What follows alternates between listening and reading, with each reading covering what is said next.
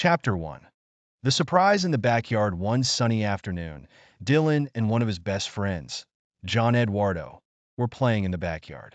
John Eduardo, a 10-year-old who was super smart and always curious about the world, loved discovering new things. Look, Dylan! John Eduardo pointed excitedly to a corner of the yard. There, tucked in the branches of a tree, was a beehive buzzing with life. Bees were flying in and out, and the boys watched in awe. Wow, they're working hard, said Dylan. But why do bees make hives? And should we be scared of them? John Eduardo smiled. Bees are really important, Dylan. Let's find out more about them. Chapter 2. The Bee Amazing Facts. John Eduardo, as always, knew where to start.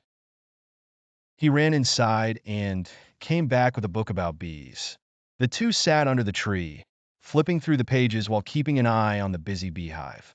Bees make honey and pollinate flowers, John Eduardo explained. That means they help plants grow by spreading pollen from one flower to another.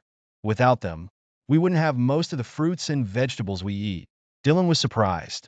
So, they do a lot more than just make honey? Yeah, John Eduardo continued. And did you know a bee can visit up to 5,000 flowers in a single day? They're super workers. Dylan's eyes widened. No wonder they're always so busy. Chapter 3. Why we should protect bees.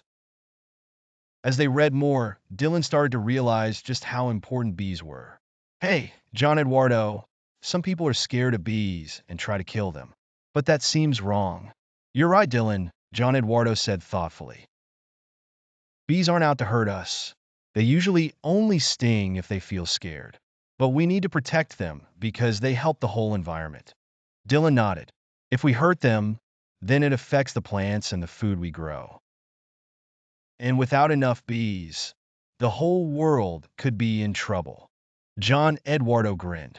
Exactly. Bees are like little superheroes. They keep our food growing and our flowers blooming. Chapter 4. A plan to help the bees. Dylan had an idea. What if we try to help protect the bees in our backyard? Maybe we can make a little garden with lots of flowers for them. That's a great idea, John Eduardo agreed. Bees love flowers like lavender and sunflowers. And we could put up a little sign that says Bee-Friendly Zone. Excited, the boys spent the rest of the afternoon planning their bee-friendly garden. They talked about planting flowers and making sure the bees had a safe space where no one would bother them. Chapter 5. A Beautiful World. By the end of the week, Dylan and John Eduardo's garden was filled with colorful flowers.